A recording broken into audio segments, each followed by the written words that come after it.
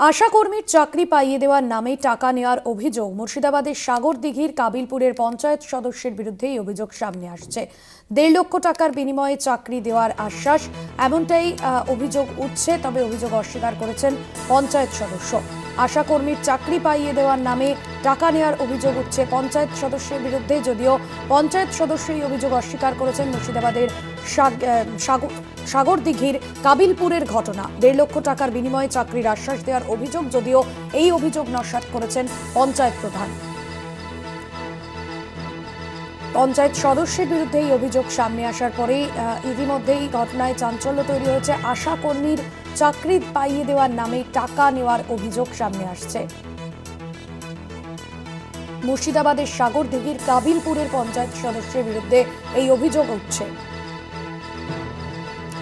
জয়ন্ত রায় প্রতিনিধি রয়েছেন ফোন লাইনে। জয়ন্ত, ঠিক কি অভিযোগ ওই মহিলার, এবং পাশাপাশি এখনো পর্যন্ত পঞ্চায়েত প্রধান এই বিষয়ে কি জানাচ্ছে? দেখো ভাস্বতী, আশাকর্মী চাকরি করে দেওয়ার প্রলোভন দেখিয়ে টাকা নেওয়ার অভিযোগ পঞ্চায়েত মেম্বারের বিরুদ্ধে।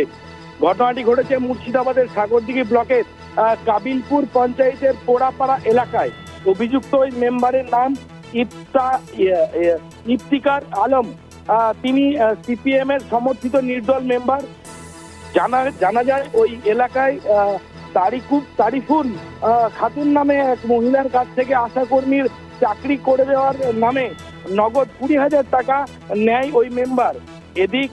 এদিকে এই অভিযোগকে পুরোপুরি ভিত্তিহীন ও ষড়যন্ত্র বলে উড়িয়ে দিয়েছেন অভিযুক্ত ইফতিকার আলম।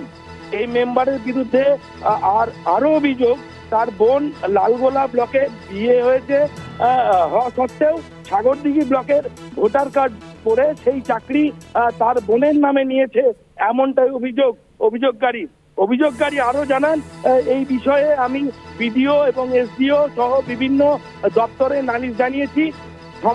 সমস্যার সমাধান না হলে কোর্টের দ্বারস্থ হব আমি, এমনটাই জানিয়েছে ভাস্বতী। ধন্যবাদ জানাবো। জয়ন্ত রায় আমাদের প্রতিনিধি ছিলেন ফোন।